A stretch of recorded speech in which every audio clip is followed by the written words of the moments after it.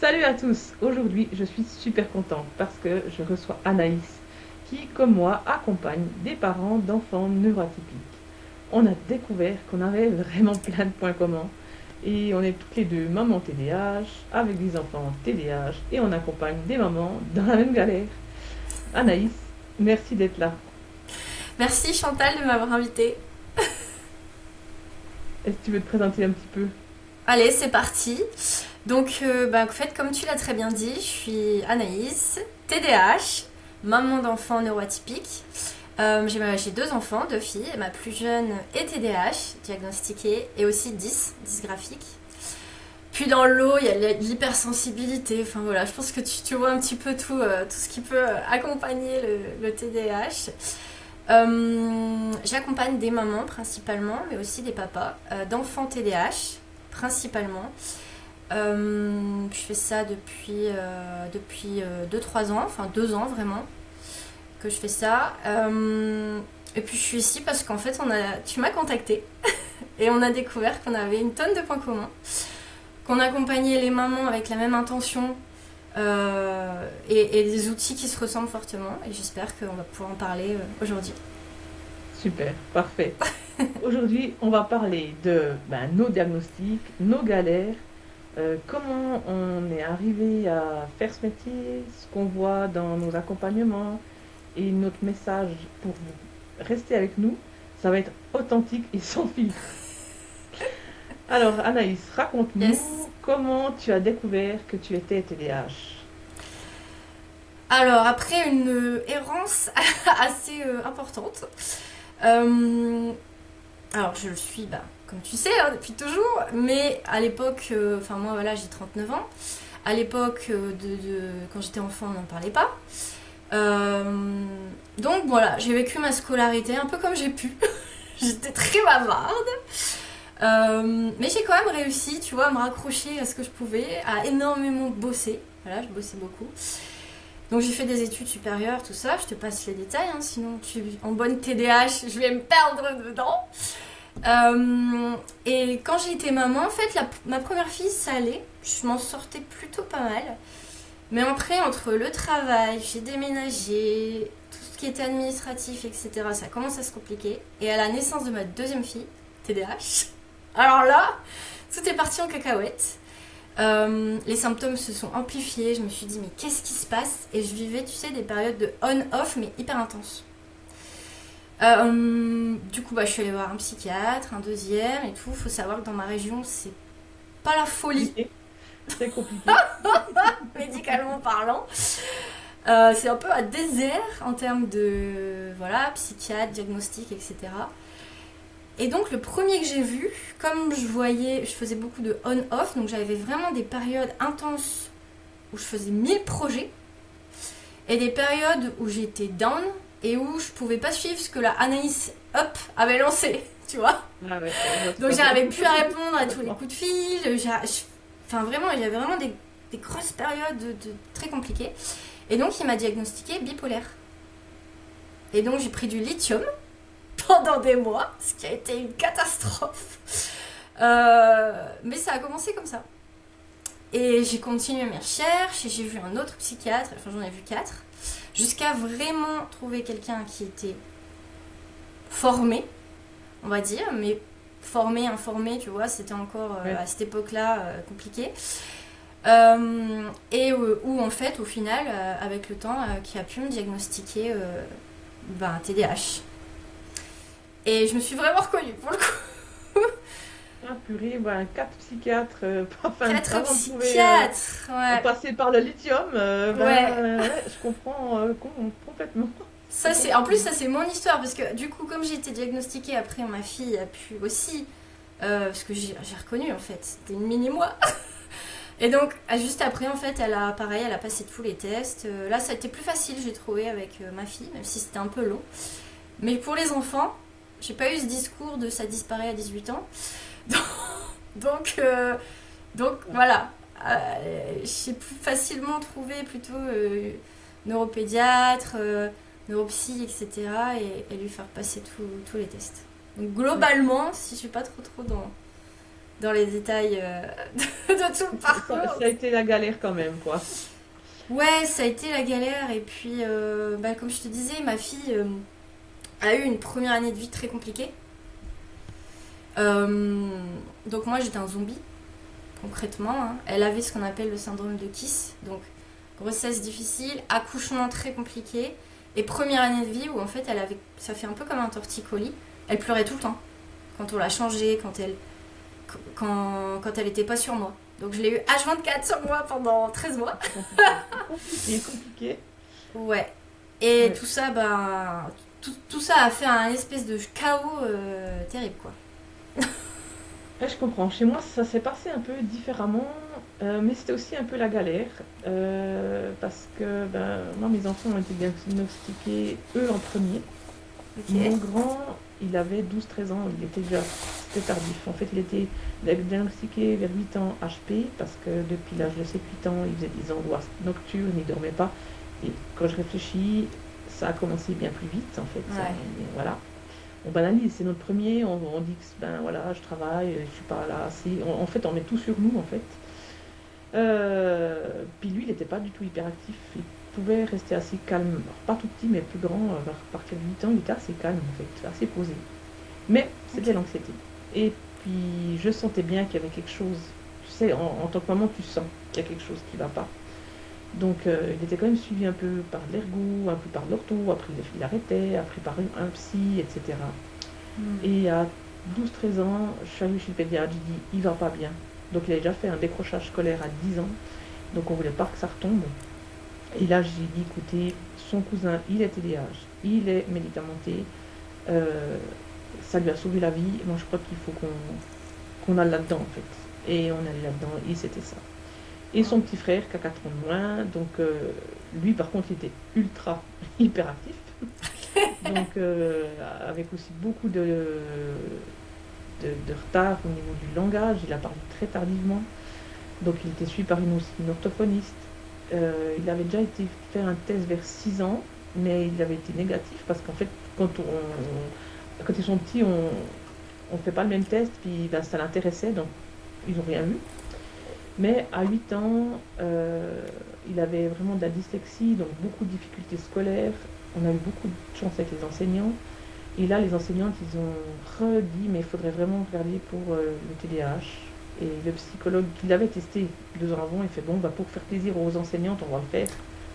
Et ça a été flagrant. En fait, c'était Ouais. vraiment flagrant. Il m'a dit, mais c'est impressionnant, en fait. On n'a rien vu pendant 2 ans, rien vu. Puis là, c'était impressionnant. Et voilà, après, moi, comme toi, c'était l'inverse. Moi, je me dis, mais en fait, moi, j'arrive pas à suivre, j'arrive pas à finir les choses. Puis je me suis remémoré ma scolarité, que j'étais un clown, en fait, j'étais tout le temps à la porte. J'étais un petit peu le caractère du TDAH garçon, en fait. Je travaillais pas des masses. Ouais, ça dépendait de ce que c'était. Bref, je trichais beaucoup. Personnellement, Ça reste entre nous. ça reste entre nous, hein. Je ne serais jamais arrivée où j'en suis arrivée sans tricher. Mais finalement, j'apprenais quand je trichais, parce que je n'avais même pas cherché mes billets de triche, mais bon, bref. Et là, j'ai changé de généraliste. Je voulais faire un check complet, j'avais 37 ans par là. Et j'ai fait une prise de sang, je suis arrivée vers elle, et puis j'ai expliqué mon cas. Donc, première ou deuxième fois que je la voyais. Puis elle a mon autre âge, donc elle n'est pas non plus âgée, mais elle me dit, ah, mais je ne connais pas du tout. Alors, je vais me renseigner auprès d'une psychiatre. Donc, je sais que dans le centre, il y a une psychiatre. J'avais pas grande confiance à ces psychiatres, quand j'ai déjà eu des échos, mais bon, voilà, on ne va pas nous brusquer la première fois qu'on la voit. J'y retourne quelques temps après pour le résultat de la prise de sang, donc elle ne me parle pas du tout du TDAH. Moi, j'étais en fait allée chez elle pour ça, mais bon, bref. Puis à la fin de la séance, elle me dit, ah oui, puis pour votre histoire de TDAH, j'ai demandé à ma collègue, alors elle m'a dit de vous dire que vous avez vécu comme ça jusqu'à 37 ans, il faut continuer. Et là, j'ai cru que je retournais sur le bureau. Oh J'ai mon tapé dieu. du poing. Et puis, vraiment, je lui ai fait comprendre qu'elle ne peut pas répondre ça à une maman qui a 2 enfants TDAH, qui est au bout du rouleau. C'est vraiment, mais impossible, c'est inhumain de répondre ça, en fait. Puis là, finalement, de fil en aiguille, moi, j'ai fait mon petit bonhomme de chemin. J'ai trouvé, il venait d'ouvrir, en fait, le centre d'attention suisse, parce que je suis en Suisse, Ouais. dans ma région. Je je me suis rapprochée de lui et ben, il m'a diagnostiqué. Alors ça a pris beaucoup de temps parce qu'il est aussi TDAH, donc c'est assez compliqué. Mais c'est aussi lui qui donne son accord au niveau trouble d'attention, au niveau concentration pour les pilotes de ligne. Donc, Ah, non, c'est quelqu'un hyper pointilleux et puis il s'y connaît vraiment, vraiment, vraiment bien. trop bien. Il n'a pas fait ça n'importe comment. Et puis, ça a pris du temps, environ une année, entre que je le contacte la première fois puis que j'ai le résultat. Mm. Et puis, ben, c'est tombé, quoi. Et puis là, ben, finalement, tu comprends tellement de choses sur ta vie passée et surtout ta maternité. Ouais. Vraiment. Parce qu'on se compare beaucoup, beaucoup aux autres. Et puis, ben non, moi, je pouvais peut-être pas faire des petits biscuits avec mes petits-enfants de 2 ans. Puis, j'adorais faire ça. Mais je pensais déjà à quand c'est que je devais ranger. Puis que, en fait, Ouais. je calculais tout, quoi. Donc, ouais, je comprends beaucoup plus de choses, quoi. Donc, voilà. Ouais. Puis, en fait, ce qui a changé aussi maintenant, c'est que j'ai aussi appris beaucoup de choses. Je me couchais avant avec une honte terrible parce que je hurlais mes fils, etc. Je comprenais pas pourquoi je réagissais comme ça. Et puis ben maintenant, vraiment, avec mon grand qui a 17 ans, on a un lien tellement fort, hyper lié, on n'est plus du tout dans la guerre, quoi, parce que c'était une guerre, hein. Et puis mon petit 13 ans, ben, lui, ça a été très facile le lien, on a eu un grand lien depuis le début, et puis on garde ce lien. Mais ce qui a changé, ben, c'est pas eux en fait, hein, c'est moi. Mm. C'est moi qui ai pris conscience de mes limites, leurs limites, j'ai aussi beaucoup compris euh, leur façon d'être en fait. Pourquoi ils réagissaient, puis pourquoi ils sont en saturation parfois. Donc ça a beaucoup changé quoi. Toi, tu as aussi vécu ça en tant que Ouais. maternité, ce moment où tu faisais des trucs, mais après tu Ouais. te dis, mais qu'est-ce que je fais là, quoi? Qu'est-ce que j'ai fait, quoi. Bah, j'avais l'impression de me noyer en permanence. C'était soit j'étais en guerre, soit j'étais sous l'eau. Enfin, vraiment, euh, tout était vécu, ben ouais, comme un combat. Et j'étais dérégulée. Donc en fait, je réagissais bah, comme une enfant, tu vois, contre une autre enfant. Donc ça a donné lieu à des catastrophes. Et je me souviens que une fois, je me suis dit, enfin, je vais prendre un temps pour moi, je vais prendre un bain. Et ma fille, elle était toute petite. Et bon, bah, TDAH, donc impulsive, donc il y avait, tu vois, les prémices de tout ça. Hein, elle n'était pas diagnostiquée, mais voilà, elle y était, quoi. Et je me souviens qu'elle est arrivée, et je sais plus pourquoi, elle m'a balancé un jouet, tu sais, sur moi, en plastique. J'ai pris le jouet, je l'ai balancé, d'ailleurs, heureusement que je l'ai pas balancé sur elle, mais ça aurait pu, parce que je contrôlais rien. Il s'est explosé en 1000 morceaux. Et tu vois, ça a été un déclic pour me dire, en fait, tu peux pas continuer comme ça, quoi. Mais c'est tellement ça. Mais tellement. Tu peux pas. Et il faut... En fait, ce qui m'a le plus aidé, d'ailleurs, tu vois, c'est parce que moi, j'ai fait une école de coaching en 2 ans. Parce que c'était aussi pour des gens qui travaillent à côté, etc. Et qu'est-ce que j'ai changé pendant ces 2 ans. C'est un truc de fou parce que tu payes une école, tu te dis je vais accompagner des gens, etc. Mais la première personne que tu accompagnes, c'est toi. Complètement. Et j'ai vraiment changé. C'est-à-dire que mes réactions, tous mes déclencheurs, je suis allée tout creuser en fait. Puisque bah, j'avais aussi plein d'opportunités. Et donc c'est là que je me suis dit, il y a le TDAH, mais il n'y a pas que ça. C'est-à-dire il y a tous les dommages collatéraux pendant des années où je me suis sentie nulle. Parce que j'avais beau bosser, j'arrivais pas à suivre le rythme des autres. Et je cachais que je travaillais aussi. Parce que je voulais pas qu'on me trouve nulle alors que je bossais beaucoup plus, tu vois. Ouais. Et il y a donc toute cette dévalorisation, cette impression d'être nulle. Je m'en sortais pas avec les papiers. Laisse tomber quand t'as un enfant TDAH. Que tu rentres dans le système des dossiers, des machins et des rendez-vous. Ah, J'ai eu... rendez-vous. Mais C'est oui. quelque chose, ça. Ah mais... Je me souviens en 2020, j'avais un rendez-vous pour moi. Je l'ai annulé 2 fois. J'ai eu tellement honte que j'ai jamais pu retourner voir cette neuropsy. Mais c'est horrible. Et en fait, j'ai envie de dire, mais c'est un symptôme. Après, c'est pas les rendez-vous, c'est qu'ils sont malades comme tous les autres enfants, mais Ouais. tu te dis, la vie, elle s'acharne sur moi, c'est pas possible. C'est pas possible. Mais c'est Et après, exactement t'as les ça. autres parents qui doivent aller une fois voir un spécialiste. Ah. Oh, mais tu te rends compte? Moi, j'y vais toutes les semaines, 3 fois. Non, mais c'est bon. C'est ça. Tu te plains qui, là? Mais nous, Mais on se c'est plaint ça. pas. En Et- fait, c'est ça aussi. On se plaint Bah pas. ouais. Non, mais c'est vrai, Puis là, Ouais. moi, c'est quelque chose que je ressens sur les mamans. Elles me disent, ben, j'ai pas le choix, hein, je fais. Hein. Mais c'est J'ai vrai. fait. Ouais. Ouais. Let's go, Je pilote subis, mais je automatique. fais. Ouais. Mais c'est ça. Le Ah, pilote automatique, mais surtout. ça mène au burn-out, hein. Enfin, franchement, moi, les périodes Ben, down que je te disais, je faisais plein de burn-out. Et en fait, je me cramais, je repartais, je me cramais, je repartais. Je ne faisais que ça jusqu'à ce que je travaille dessus en coaching, etc. Franchement, ben, ça t'a sauvé, quoi. bah, en fait, c'était une horreur. J'avais l'impression de devenir folle. J'avais l'impression d'avoir plein de personnalités, avec plein de voix à l'intérieur qui n'étaient pas d'accord les unes Non, mais c'est ça. Puis avec avoir les beaucoup autres. d'amis. Moi, je me rappelle, mais Ah quand bah j'ai non. commencé de me faire accompagner, puis après, ben, je me suis formée, mais la première chose qui a changé, c'est vraiment les nuits, quoi. Pour moi, c'était parce que j'étais maman depuis 8 ans, non, plus, 12 ans, ouais, 11-12 ans, que ben, c'est comme ça, une maman, en fait, elle dort pas la nuit, quoi. Donc C'est voilà, ça, c'est elle est pour en ça qu'il y a beaucoup de hypervigilance. choses que je me dis, ben, c'est ça, là, d'être maman. Et puis c'est vrai que Non. ben, moi, mon parcours il est un peu différent que le tien. J'ai pas commencé par du coaching, moi j'ai commencé par me former en, en magnétisme, en énergie. Je faisais des... Puis après, ben, j'ai commencé à me faire, ben, faire des soins holistiques, j'ai commencé d'être formatrice aussi pour une académie. Trop bien. Puis là, j'ai pris conscience que tous mes patients, c'était tous des neuroatypiques. Bah ouais. Tous. Parce qu'on s'attire. Hein. Puis ça, c'est clairement, il y a même des études hein, qui sont sorties, on s'attire. Donc, on voit que des TDAH, des neuroatypiques autour de nous, mais c'est pas parce que le monde est TDAH, mais c'est Hmm. qu'on les attire. C'est comme ça. C'est ça. Donc C'est après, bah, je me suis magnétique. lancée, c'est ça, je me suis lancée là-dedans, dans la spécialisation du TDAH et puis des neuroatypies. Mais j'avais pas envie de donner des astuces parce que ou de comment gérer une crise. Parce que moi, c'est pas ça qui m'a aidé en fait. Ce qui m'a aidé, c'est vraiment quand je me suis fait soigner, moi, en thérapie, puis que qu'on m'a fait prendre conscience que j'allais pas bien. En fait, j'avais pas conscience que j'allais pas bien. J'étais en pilote automatique, j'avais sur mes épaules mais des choses énormes que je pouvais plus en fait. Et puis c'est pour ça que j'ai vraiment développé pour qu'on travaille sur le système nerveux de la maman. Parce que j'ai compris un truc que quand la maman est en mode survie, tant que son système nerveux est saturé, aucun outil qu'on va lui donner, qu'on va lui transmettre, elle va pouvoir le tenir sur la durée. Tu peux, même, Ça. moi j'avais lu plein de livres, hein. Je lisais Hmm. toujours là derrière, hein. Mais déjà, il faut les lire. Il faut C'est lire vrai. qu'on a lu, hein, parce que moi, lire, c'est une catastrophe pour moi, mais bon, voilà, j'étais motivée, hein. Je voyais un livre, je l'achetais, je me rappelle, hein. Et puis, je suivais aussi des comptes Facebook, en vois-tu, en voilà.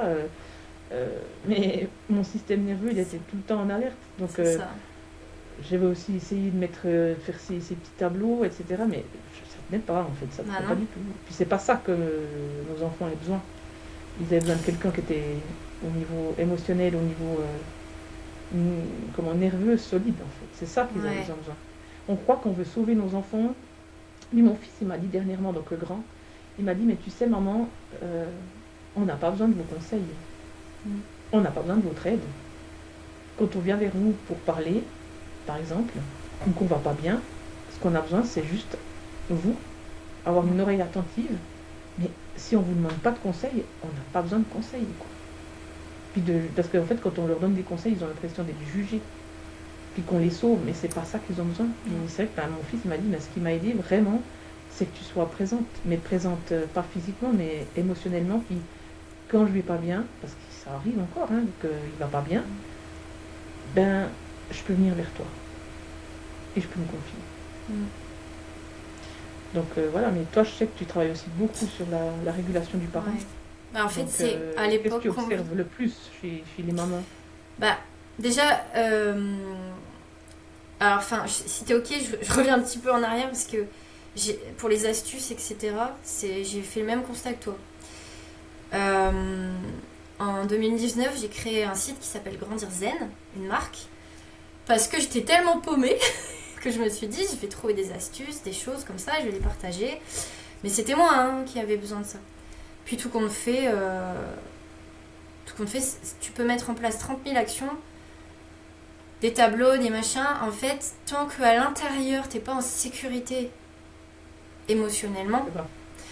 tant que, comme tu dis, en fait, tant que t'as plein de déclencheurs, c'est-à-dire ton enfant il va te dire un truc, puis tu vas même surréagir, donc ton enfant il va dire ben non, je vais protéger ma mère, ou je vais me protéger moi, et en fait il va y avoir plein de scènes qui vont se reproduire, plein de jeux comme ça, et donc je me suis dit c'est pas assez, et c'est pour ça aussi que, comme toi, hein, je me suis d'abord formée donc à l'accompagnement, puis après l'accompagnement de personnes TDAH, pour vraiment avoir cette spécificité, parce que l'univers m'envoyait des TDAH. Et tu sais, au début, j'ai essayé de résister. J'étais en mode non, faut pas trop se spécialiser, etc. Et puis après, j'ai dit non, mais en fait, t'attires les neuroatypiques, mais normal, en fait, c'est une histoire d'énergie. Hein. Et effectivement, je me suis rendu compte, comme toi, que au début, j'ai même travaillé sur des enfants. Hein. Avec des enfants, avec des ados, etc. Et puis en fait, je me suis rendu compte que tant qu'il n'y a pas un environnement sécure, en fait, c'est pas qu'on perd du temps, hein. Au contraire, je veux dire, c'est vraiment chouette. Même moi, mes enfants sont accompagnés, il n'y a pas de problème, mais en fait, c'est un travail d'équipe et ça commence d'abord par le parent. Exactement.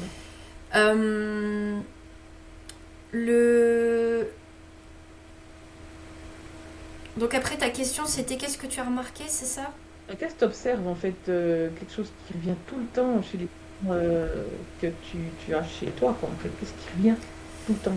Tout le temps, des petites phrases, des Bah, petites alors situations. ouais, déjà la fameuse maman dragon. Donc en fait, moi ce que je décris, c'est la maman fée et la maman dragon. Il y a un combat à l'intérieur, on se fait la guerre. Hein. Donc la maman fée, c'est la maman qui est toujours calme, zen, Instagrammable, tu vois, elle est toujours, voilà, il n'y a rien qui peut l'énerver. Et puis bah ça n'existe pas forcément. Donc, voilà, Et ouais. puis elle se fait repousser à l'intérieur de soi, donc apparaît la maman dragon qui au bout d'un moment bah voilà a bien besoin de s'exprimer, mais s'exprime d'une manière radicale. Et donc ça je le vois, ce switch là en un quart de seconde, c'est ce que les mamans me disent le plus. C'est-à-dire en fait j'arrive pas à m'en empêcher, j'ai lu tous les bouquins possibles ou fait toutes les formations possibles, mais j'arrive pas à empêcher ce switch en un quart de seconde, c'est plus fort que moi. Mais du coup je crie, je hurle, je pète un câble, je dégoupille, donc c'est tout le vocabulaire de la guerre. Et après, bah, je m'en veux, je culpabilise, et comme tu le disais, je dors pas de la nuit. Donc c'est un vrai cercle vicieux. Comme tu le dis souvent, il y a un déni. Et c'est pas rare qu'au cours de l'accompagnement, bah, les mamans se rendent compte qu'elles sont en burn-out. Oui, c'est exactement ça. Et des fois, c'est en lien avec le travail. Et c'est un tout. C'est un tout. Après, c'est... souvent on me dit, il me pousse à bout. Mais parce qu'en fait... Alors moi, tu vas peut-être pas être d'accord, mais... Il y a un truc que j'ai remarqué, alors c'est un don chez les enfants TDAH. Je pense qu'ils captent toutes les émotions à libérer. Et que c'est comme s'ils appuyaient sur le bouton qui va faire que l'émotion... Voilà, l'émotion va se libérer et ils vont avoir une maman ou un papa qui derrière va être plus apaisé. Parce que eux, ils veulent cette version-là. Quitte, inconsciemment, hein, c'est tout un jeu qui... Oui, ils sont là, de toute façon, moi je dis, ils sont là pour Ça nous faire grandir. Hein. Ouais, bah c'est nos mini-coachs. Et c'est marrant parce que moi j'ai remarqué ça, c'est-à-dire nos bourreaux sont nos coachs, donc les enfants qui te poussent à bout sont ceux qui vont te faire grandir. Et nous, en tant que parents, avec un enfant TDAH, on est un peu obligé en fait d'avoir cette posture de parent-coach. Et plus il vieillit, plus en fait on a besoin d'être ce parent-coach qui va, comme tu le disais très bien, pas être en mode il faut que tu fasses ci, il faut que tu fasses ça, mais être en mode vas-y, je suis là, je t'écoute, on est en sécurité, tu traverses quelque chose de difficile, on va traverser ça ensemble, mais c'est toi qui as le pouvoir, je ne te l'enlève pas. Je sais pas si tu vois ce que je veux dire. C'est ça, moi, l'autre jour il a commencé à me raconter quelque chose sur une copine, etc. Puis avant j'aurais jugé, j'aurais dit, ouais, j'aurais donné mon avis en fait. Puis là je lui ai dit, puis tu penses quoi de cette situation? Et là il a commencé de me débiter, mais puis après il m'a dit, puis toi t'en penses quoi? C'est lui qui m'a demandé après. Voilà. Trop bien. Mais ça j'aurais pas réussi il y a 5 ans, jamais. Non. Enfin, je dis pas non, mais... on veut les protéger. Oui, mais en fait on veut les protéger de tout. Et là ça aussi, l'hypervigilance quoi. Bah, l'hypervigilance. Comme si on pouvait tout contrôler, mais c'est pas possible. C'est comme l'école. Il y en a plein des mamans qui viennent vers moi, mais ça ira mieux quand l'école aura compris mon fils. Non, l'école, donc, ne vont jamais comprendre votre enfant. Puis ça n'ira pas mieux. Parce qu'il y aura autre chose. Après, il y aura le travail, il y aura des collègues. Après, quand c'est pas l'école, c'est les enfants entre eux. Il y a toujours quelque chose. Il y aura toujours des crises. Il y aura moins, il va apprendre à gérer, mais après, il y aura des angoisses. En fait, un enfant, un être humain qui naît Ouais, neuroatypique, va mourir neuroatypique. Donc, on doit lui donner des outils. C'est tout. ouais. Mais pour donner des outils à ces enfants-là, ben, nous, on doit être déjà capable de gérer nos émotions, se comprendre nous-mêmes. Et ça, c'est Ouais. compliqué pour certains parents. Bah pour pratiquement tous, hein, parce que la réalité c'est que personne n'a appris. Puis la honte, moi je trouve qu'il y a beaucoup de honte. Ouais. Il y a des moments qui arrivent vers moi, puis au début de la discussion, elles sont assez, on voit qu'elles sont sur la réserve. Puis donc, elle fait, ah, mais faut pas que tu me juges, mais voilà, des fois, je pourrais les étriper, quoi. Je dis, Mhm. ben non, mais il n'y a pas de jugement, je comprends. On en arrive là. Moi, je me rappelle d'avoir eu une fois, mon fils, on avait une petite piscine, hein, il avait 4 ans par là, une petite piscine d'eau, là. Il m'a tellement poussé à bout que je l'ai lancé habillé dans cette piscine, quoi. Mhm. Mais il s'en rappelle encore. Puis aussi, une fois, il voulait pas manger parce que lui, il a beaucoup de difficultés pour manger, le grand. Et j'ai enfermé à la cave avec son assiette. Non, mais c'était horrible. Mais, Mhm. mais maintenant, alors pas maintenant j'ai fait mon petit travail de déculpabilisation. Ça. Mais on en est là. On a passé Ouais. par là. Donc, on n'est pas arrivé ici, entre nous, là, les deux, sans histoire. On a passé par où vous êtes en train de passer. Et franchement, si on m'avait donné des, Mhm. je me serais fait accompagner avant, j'aurais fait moins de dégâts, quoi. C'est ça. Bah, C'est incroyable. Les personnes que j'accompagne qui ont des enfants de 5 6 ans, je trouve que c'est tellement beau, quoi. Tellement beau de pouvoir les aider directement à cet âge, en fait. bah, c'est exactement ça. Moi c'est ce qui m'est arrivé en fait. Puisque j'ai commencé à me former à cette période-là, à peu près ma fille elle avait cet âge-là. Et aujourd'hui tu verrais, des fois elle me sort des trucs, c'est des phrases de coaching en fait, mais Mais qui oui, sont intégrées. Tu vois, oui, et tu rigoles et tu fais, mais en fait, elle arrive à avoir une vision équilibrée, elle arrive à se dire, tiens, aujourd'hui à l'école, je me suis fait embêter par enfin, j'étais avec telle personne, puis mon corps, il m'a dit, c'était plutôt noir, c'était pas agréable, mon corps, il m'a c'est dit ça. que non, machin, et tu fais, mais en fait, mais quelle différence, mais énorme avec ma première, avec laquelle j'avais pas ces outils-là, en fait. Mais tellement. Alors maintenant, moi, le grand, tout le monde dit, ah, il devrait faire psy, il est hyper dans l'écoute, puis comme ça. Trop Puis bien. le petit, l'autre jour, j'ai eu l'enseignante, on a eu un téléphone, puis elle m'a dit, mais oh, Maxime, c'est impressionnant. Il est très petit, hein, physiquement par rapport aux autres, mais il a une façon de voir les choses.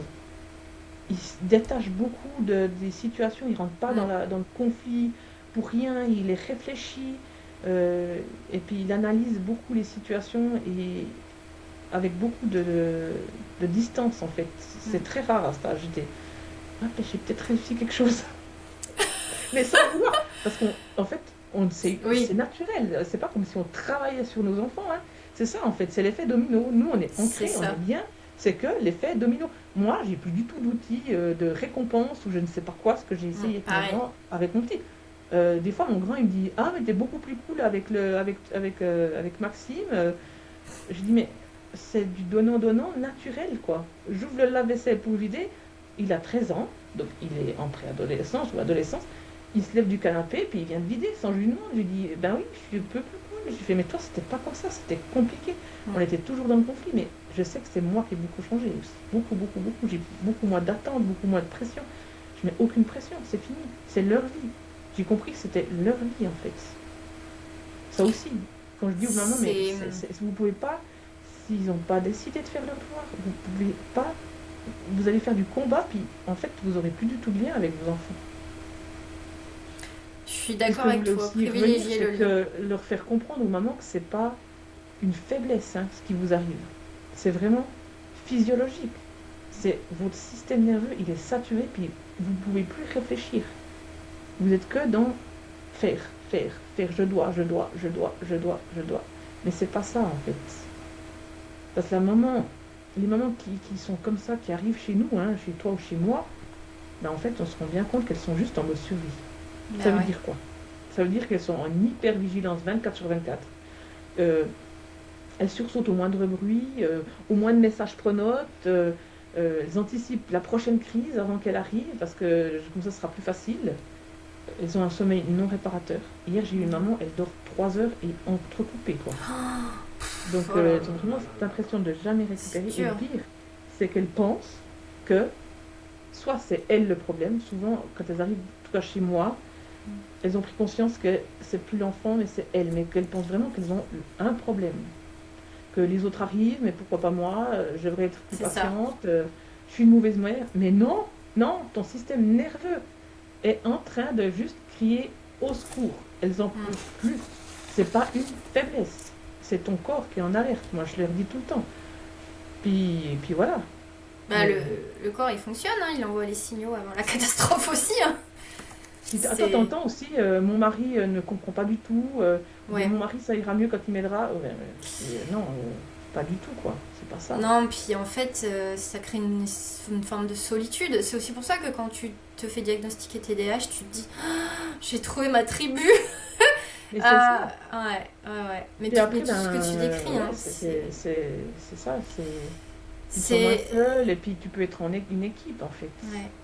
Mais c'est vrai que cette posture de j'irai mieux quand mon enfant enfin ira mieux, quand mon mari comprendra et qu'on sera une équipe, quand l'école comprendra, etc. En fait, ta paix intérieure dépend des événements extérieurs et ça, bah, c'est du contrôle.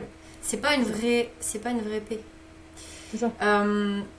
Et surtout, tu te conditionnes pour passer une vie pourrie. Parce que du coup, il y aura toujours quelque chose. Mais complètement.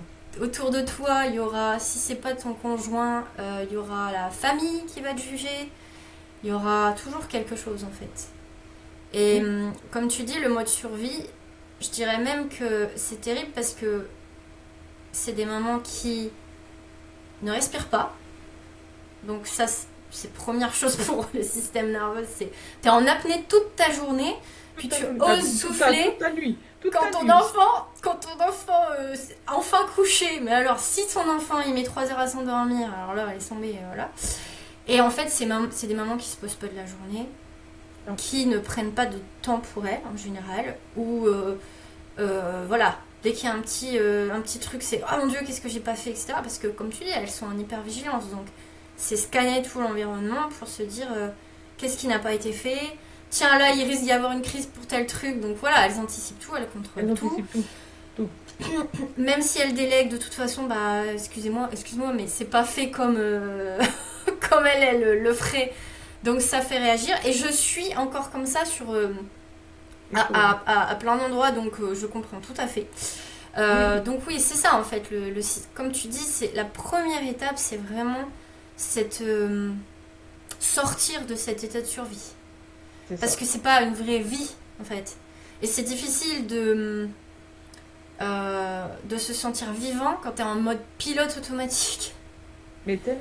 Puis après, t'arrives même plus, C'est... en fait, à Non, gérer. T'arrives plus rien faire, en fait. non. Moi, je me La souviens charge mentale. d'une maman qui est arrivée chez moi, là, il y a quelques mois. Ouais. Elle était maman solo, mais au bout du fart, avec un enfant qui était hyper compliqué, qui avait 11 ans, je crois, par là. Ah ouais. Et elle est arrivée, je me reconnais plus, voilà, j'en peux plus, etc. Et on a commencé de mettre des choses en place. Et je crois qu'au bout d'un mois d'accompagnement, son fils a dû se faire interner pour des tentatives de suicide. Ah, Et là, moi, je me suis dit, oh, waouh, waouh, waouh, waouh, waouh, qu'est-ce qui m'arrive là? Comment je vais faire? Et en fait, on a réussi à gérer. Elle a géré, mais elle était tellement fière d'elle de pouvoir, en fait, pas prendre tout ce malheur de son fils, puis pouvoir l'aider, en fait. ouais. Et se dire, ouais, je peux l'aider, je suis outillée maintenant. Et vraiment, la cerise sur le gâteau, elle était médecin. Donc Mm. c'est quelqu'un qui est censé connaître, censé couper son empathie. Mais quand c'est ton enfant, t'arrives pas à couper ton empathie, c'est Mais compliqué. non. Donc tu prends tout pour toi, etc. Et là, elle était outillée, on s'en est sorti, ouais, on s'en est sorti. Ils se sont sortis, mais Mm. surtout l'enfant s'en est sorti. Et elle a pu poser des cadres, elle a pu poser. Vraiment, ça a été, pour moi, c'était une grande, grande victoire. Ça, Yes. c'était incroyable. Vraiment. C'est beau. Ouais, C'est c'était beau. Ah ouais. Bah en ouais, mais fait, j'ai pas à c'est ça, hein. presque... Je me dis, Non mais mais... on arrive là, à 11 ans, tu sais, mais tu dis, mais à 11 ans, mais quelle souffrance il avait pour en arriver là. Ouais. Et c'est là que tu vois qu'en donnant les outils et en travaillant sur le bien-être parental, c'est là en fait que ça fonctionne. Parce que l'enfant, il a besoin de la maman. Mais, C'est ça. pas qu'elle, mais en fait, pas qu'elle... Tu sais, je vois souvent l'image de... T'es tombé dans le trou, Mais si l'autre qui veut te sauver, il tombe dans le trou avec toi, bah en fait, vous êtes tous les deux foutus. Donc en fait, pour moi, cette image, elle est vraiment importante parce que si toi-même, t'es dans tes propres traumas, tes propres blessures, tes réactions, au lieu de répondre, en fait, t'es en mode je surréagis, etc. Et dans ce cas-là, on peut comprendre. C'est horrible d'en arriver là et d'avoir son enfant de 11 ans qui fait une tentative de suicide. On ne peut que comprendre. Non, mais c'est vrai que... Puis je pouvais pas dire, je comprends, j'ai déjà été à ta place. Hein. Ouais. Non, j'ai jamais été à sa place. Non. Donc j'ai dû lui donner les outils que je pensais, j'espérais que ça prenne. Et puis, comme ça faisait déjà un mois, elle avait déjà un peu les outils. Hein. Donc elle était déjà sortie ce move trop sauveuse, tu vois. Mais heureusement. Puis elle me l'a dit, elle me fait, mais heureusement, parce que moi je me serais trouvée à la même place que mon enfant, en fait. Bah oui, bien sûr. Mais bien sûr. Là, si maintenant, justement, si tu devais, parce qu'on arrive juste gentiment à la fin de notre séance, si tu arriverais à nous dire une chose aux mamans qui nous regardent là, ce serait quoi la chose que tu voudrais leur dire? Que travailler sur soi, moi ça me paraît même pas optionnel en fait. Ça me paraît être la base de la parentalité, d'être ce pilier de sécurité pour soi-même d'abord, pour pouvoir l'être pour son enfant, et finalement devenir d'abord une maman pour soi-même, pour pouvoir être une mère pour son enfant. Pas une mère parfaite, hein. Non. Pas une mère instagrammable, pas la fée, mais une mère... stable. Ouais, et puis une mère qui s'accompagne tous les jours parce qu'elle sait qu'en fait elle est une mère en apprentissage, qui n'a pas eu le mode d'emploi de chacun de ses enfants, et qui teste des choses, et qui se parle comme elle parlerait à une amie. C'est ça.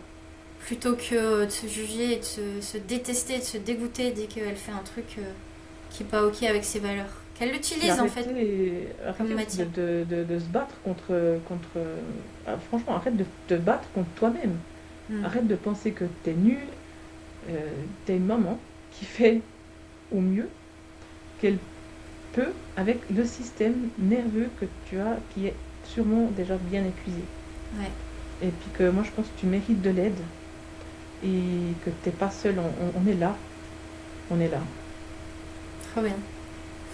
Donc maintenant, si on a fait cette vidéo ensemble aujourd'hui, c'est aussi pour te montrer que c'est pas juste toi, qu'il y a des solutions, que t'es pas condamné à rester en mode survie. Aussi pour vous faire comprendre à tous qu'un parent stable, c'est un enfant stable. T'es pas une mauvaise maman, tu es juste fatigué, épuisé, au bord du burn-out ou déjà en burn-out, et c'est pas ta faute. Et on est là, et vraiment, on croit en toi. Anaïs, un petit mot pour la fin? J'adore ce « on croit en toi », parce que j'ai jamais rencontré aucune mère qui était déterminée à sortir de ce cercle vicieux et qui n'a pas réussi. Chacun son rythme. Se comparer, ça fait plus de mal qu'autre chose. S'inspirer, pourquoi pas. Chacun doit respecter son rythme. Parfois, c'est comme quand on construit une maison. Hein.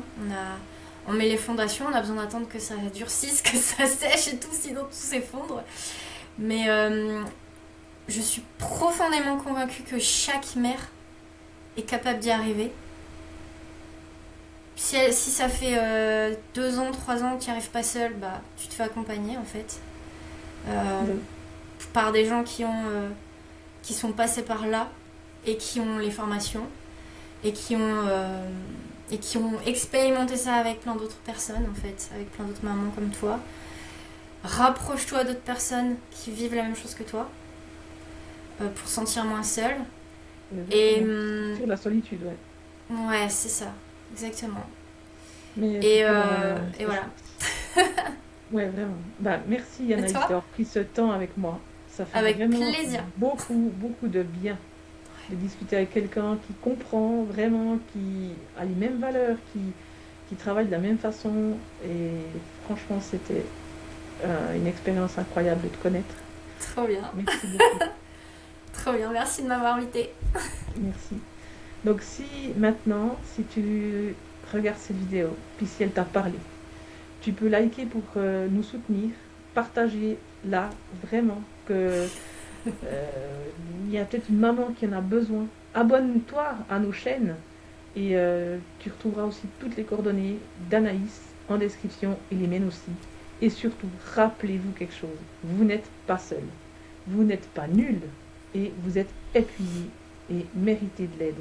Prenez soin de vous vraiment et à bientôt.